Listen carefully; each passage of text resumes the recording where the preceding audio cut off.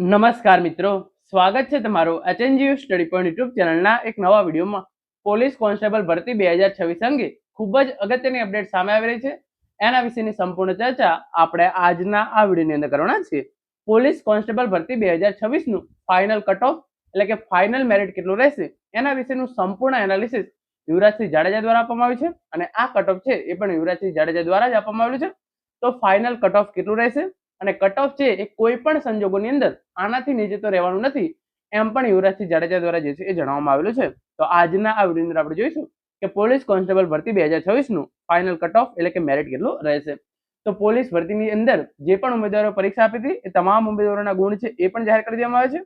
અને જે ઉમેદવારોએ રીચેકિંગ માટે અરજી કરી હતી તો એમનું પણ પરિણામ જે છે એ પોલીસ ભરતી બોર્ડ દ્વારા 4મી તારીખે જે છે એ જાહેર કરી દેવામાં આવ્યું છે. અને આ પ્રમાણે જે છે એ આ ઉમેદવારો જે છે એ પુસ્તિકા કોડ ખોટો લખેલો હતો અને એના કારણે જે છે એ એમના માર્ક્સની અંદર સુધારો થયો હતો. કુલ 306 ઉમેદવારો જે છે એ અરજી કરી હતી તો એમાંથી જે છે એ બીજા કોઈ પણ ઉમેદવારોના માર્ક્સની અંદર કોઈ પણ પ્રકારનો ફેરફાર થયેલો નથી. તો તમામ ઉમેદવારોના ગુણ છે એ પણ જાહેર થઈ ગયા છે અને જે આ રીચેકિંગ કરવાની હતી એ પ્રોસેસ છે એ પણ પૂરી થઈ ગઈ છે. તો હવે થોડા દિવસોની અંદર ડોક્યુમેન્ટ વેરિફિકેશન માટે 2 ગણા ઉમેદવારોનું લિસ્ટ અને જે છે એ કટ ઓફ જાહેર કરવામાં આવશે. તો અહીંયા તમે જોઈ શકો છો યુવરાજસિંહ જાડેજા દ્વારા જે આ કટ ઓફ આપવામાં આવ્યું છે. Police constable final cut off / merit કેટલું રહેશે સચોટ અનુમાન યુવરાજસિંહ જાડેજા દ્વારા. તો સૌપ્રથમ તમે અહીંયા જોઈ શકો છો જનરલ કેટેગરી પુરુષ અને મહિલા. તો જનરલ કેટેગરીના પુરુષ ઉમેદવારોનું કટ ઓફ 130 થી 131 રહી શકે છે અને મહિલા ઉમેદવારોનું કટ ઓફ 112 થી 114 રહી શકે છે. તો આ પ્રમાણે પુરુષ ઉમેદવારો 131 પ્લસ માર્ક્સ હોય તો તમારો જે છે એ ચાન્સીસ રહેશે. 130 131 પુરુષ ઉમેદવારો, 112 થી 114 મહિલા ઉમેદવારોનું કટ ઓફ રહી શકે છે. આગળ આપણે વાત કરીએ ઓબીસી કેટેગરીની અંદર તો તમે અહીંયા જોઈ શકો છો ઓબીસી કેટેગરી પુરુષ ઉમેદવારો 128 થી 129 કટ ઓફ રહી શકે છે અને મહિલા ઉમેદવારોનું કટ ઓફ 110 થી 112 છે એ રહી શકે છે. પછી આગળ તમે અહીંયા જોઈ શકો છો ઈડબ્લ્યુએસ કેટેગરીનું કટ ઓફ.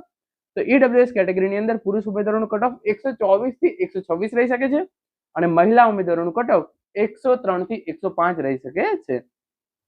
પછી આગળ તમે અહીંયા જોઈ શકો છો એસસી કેટેગરીની અંદર 123 થી 125 પુરુષ ઉમેદવારોનું કટ ઓફ અને મહિલા ઉમેદવારોનું કટ ઓફ 103 થી 105 રહી શકે છે. અને છેલ્લે વાત કરીએ આપણે એસટી કેટેગરીની અંદર તો તમે અહીંયા જોઈ શકો છો 95 પ્લસ તમારા જે છે એ માર્ક્સ હોય તો તમારું જે છે એ કોઈ પણ એસટી કેટેગરીના ઉમેદવારોનું સિલેક્શન થવાના પૂરેપૂરા ચાન્સ છે. અને 84-85 માર્ક્સ તમારે એસટી કેટેગરીના ફિમેલ ઉમેદવાર તરીકે હોય તો તમારું સિલેક્શન થવાના પૂરેપૂરા ચાન્સીસ છે.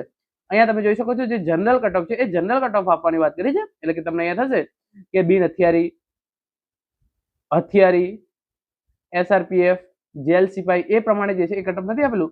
અહીંયા ડાયરેક્ટ જે છે એ કટ ઓફ આપેલો છે. એટલે કે જનરલની અંદર તમારે 130 પ્લસ માર્ક્સ થતા હોય તો બની શકે છે કે પૂરેપૂરા ચાન્સીસ છે તમારું બિન હથિયારી, હથિયારી, એસઆરપીએફ કે જેલ સિપાઈ કોઈ પણ એકની અંદર સિલેક્શન થઈ જાય. જનરલની અંદર તમે મહિલા ઉમેદવારો 112 પ્લસ માર્ક્સ થતા હોય તો બિન હથિયારી, હથિયારી કે જેલ સિપાઈ ગમે તે એકમાં તમારું સિલેક્શન છે એ ચોક્કસથી થઈ જશે. તો આ જે છે એ જનરલ કટ ઓફ આપવામાં આવેલું છે.